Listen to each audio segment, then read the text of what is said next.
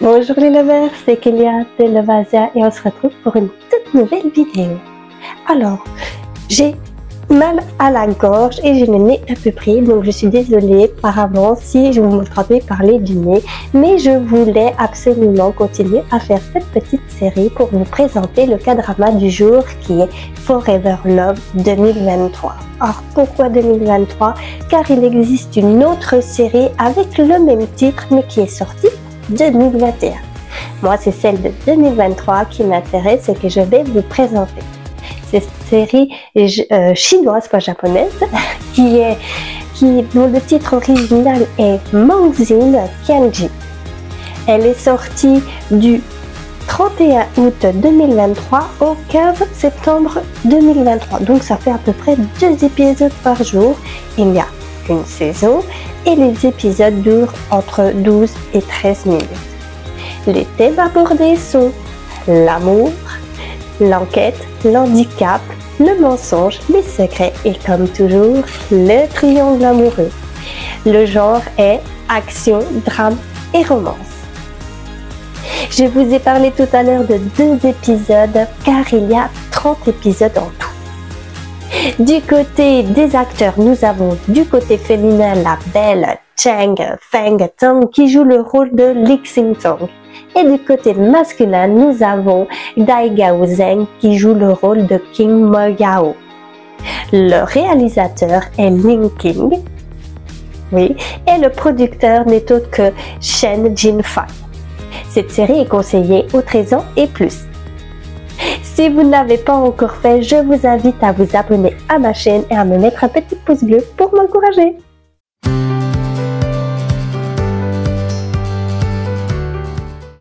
Lee Xing Tong est une riche héritière. Son père a trouvé la mort il y a peu. Et en voulant le sauver, Tong fait une mauvaise chute dans les escaliers et devient aveugle. Elle pense que son père a été assassiné. Une voiture arrive dans la cour d'un grand bâtiment bien gardé par des hommes. Accompagnée de son garde du corps, Zhou Mu, Tong doit aller dans la salle du conseil où l'on retient son fiancé, Chi-chan. Elle seule est autorisée à entrer dans le bâtiment.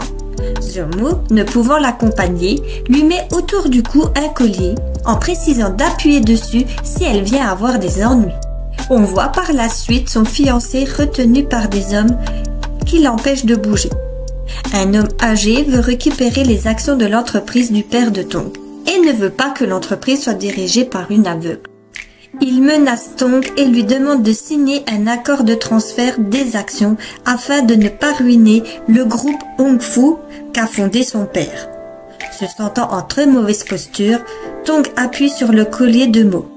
Ce dernier se dépêche d'entrer dans le bâtiment en assommant tous les hommes de main à l'entrée et dans l'immeuble. Quand il ouvre la porte du conseil, un homme force Tong à signer l'accord. Zhou Mu se débarrasse de ce gêneur et porte Tong dans ses bras pour fuir ensemble. Mo trouve une cachette où les gardes ne viennent pas. Il met sa main devant la bouche de Tong afin cette dernière ne dise pas un mot. Tong se souvient alors que le jour où son père est mort, un jeune homme le tenait prisonnière dans une pièce. Elle en déduit que c'est lui le meurtrier qui a tué son père, puis s'évanouit. Tong reprend ses esprits et se trouve dans son lit. Zhou Mu est à ses côtés. Elle l'accusera d'être le meurtrier de son père. Et Mo lui demande des preuves.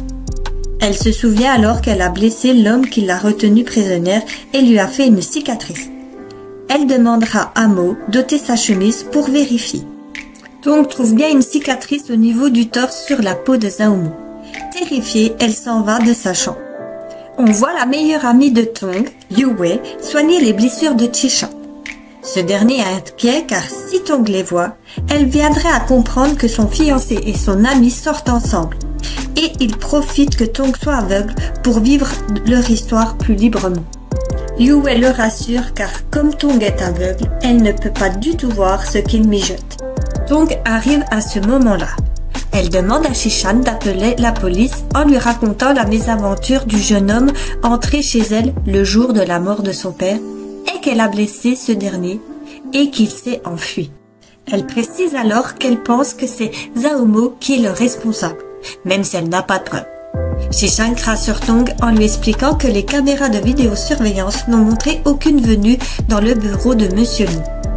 Tong insiste pour faire comprendre que son père est mort pour meurtre et non d'un infarctus du myocarde. Elle ne veut pas changer de garde du corps afin de ne pas le laisser partir sans trouver de preuves. Tong fera tout pour découvrir la vérité. Et percera-t-elle le secret de notre garde du corps? Qui sait, nos deux héros tomberont-ils amoureux de l'un et de l'autre? Pour cela, je vous laisse aller voir les autres épisodes.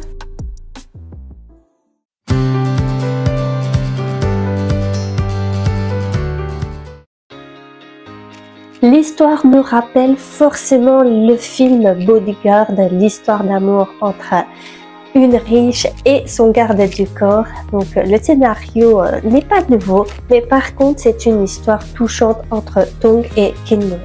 La série nous montre bien le monde des actionnaires où chacun doit trouver la bonne place pour gagner beaucoup d'argent.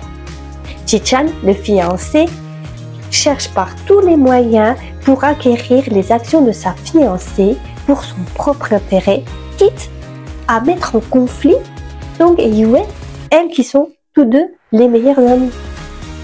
Chen Fang-tong, l'actrice, joue admirablement bien son rôle d'aveugle. On sent qu'elle a dû s'entraîner des heures et des heures parce que avoir un regard fixe, tout ça, ça n'a pas dû être évident.